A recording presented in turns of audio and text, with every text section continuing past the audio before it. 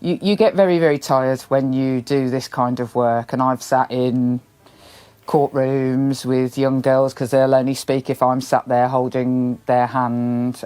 It's painful to watch it become a political football rather than an actual attempt to really do something. A young woman groomed and raped, and she was pregnant, miscarried to the point where it marked my shoes because I was in the room with her and taking her to hospital while that was happening. Jess Phillips, once hailed as Labour's rising star, now faces a career-ending backlash. Her recent attack on a hospitalised colleague has ignited a firestorm of criticism, leaving many to wonder, is this the final nail in her political coffin? From rejecting inquiries into grooming gangs to her latest parliamentary blunder, Phillips's judgment has been called into question time and time again.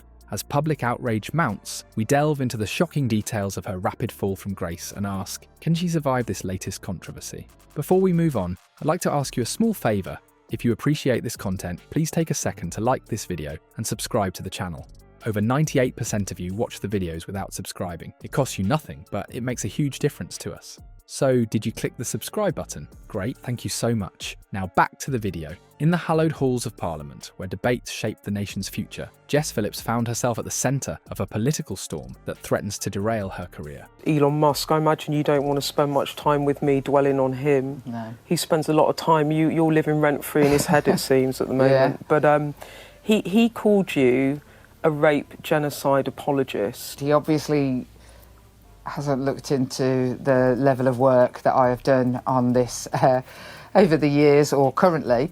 So it's not, you know, I mean, at first I just thought it was ridiculous. It's a ridiculous statement. I don't even know what it means, but it's a ridiculous statement. It's completely and utterly untrue. What should have been a routine discussion on violence against women and girls quickly spiralled into a PR nightmare for the Labour MP. Phillips, known for her fiery rhetoric and confrontational style, took aim at Tory MP Alicia Kearns, criticising her absence from the debate. The shadow minister in this brief isn't here, Phillips declared, her voice dripping with disdain.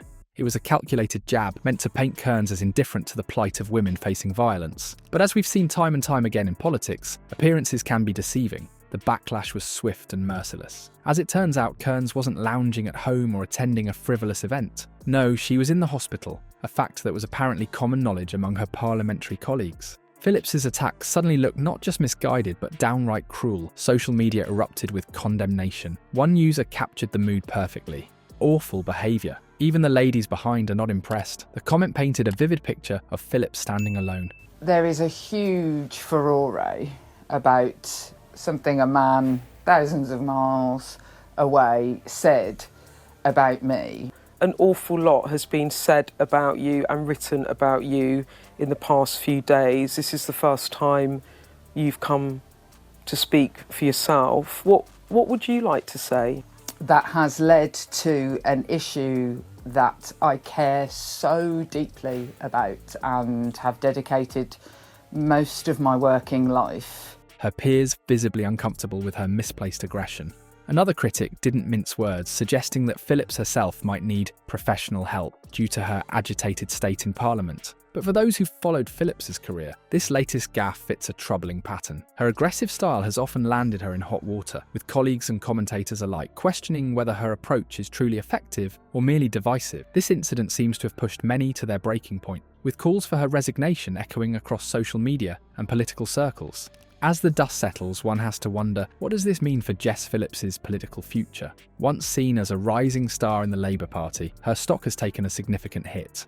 The public's patience for performative outrage and ill-informed attacks appears to be wearing thin. In an era where politicians are increasingly scrutinised for their every word and action, Phillips's latest blunder may prove to be a costly one. As the dust settles on Jess Phillips's latest parliamentary gaffe, a disturbing pattern emerges that's impossible to ignore. You can't be silenced by these people because you've got a job to do, and you've got a job, a once-in-a-lifetime opportunity that you've been given in government to actually change things for child abuse victims. The effect is it's one of like being in a cloud and literally being able to see the wood for the trees. And my sister-in-law texted me and said, I've just been reading about you in Le Monde.